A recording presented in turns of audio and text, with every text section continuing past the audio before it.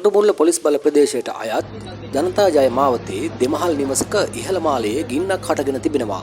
රවීන්ද්‍ර ආර්යරත්න නවතම නාට්‍ය නිර්මාණය බල්ලොත් එක්ක බෑ දෙක මැයි 16 සවස 3:30ට සහ 6:30ට බදුල්ල නගර ශාලාවේදී ප්‍රවේශපත් ස්නැක් කෝනර් බාටා ෂෝරූම් 15 විදිය සහ විශ්වම්ස් වෙතින් මෙන්ම එදින දොරටුවෙන් සංවිධානය ඌව බ්‍රදර්ස් සොසයිටි නාට්‍ය ලෝලි ඔබ සැමට ආරාධනා.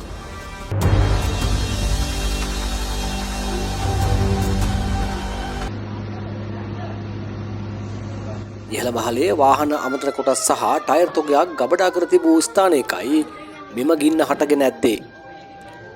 මොරටුව මහනගර සභාවේ ගිනි නිවීමේ ඒකකයේ නිලධාරීන් ගින්න මැඩ පැවැත්වීමට කටයුතු කර තිබුණත් ඒ වන විටත් වාහන අමතර කොටස් හා ටයර් තොගය සම්පූර්ණයෙන්ම විනාශයට පත්ව ඇති අතර නිවසටද සුළු හානි සිදු ඇති බවයි අප වාර්තාකරු සඳහන් කළේ. ගින්නට හේතුව මෙතෙක් අනාවරණය වී නැහැ. සිද්ධිය සම්බන්ධයෙන් මොරටුමුල්ල පොලිසිය වැඩිදුර පරීක්ෂණ සිදු කරනවා.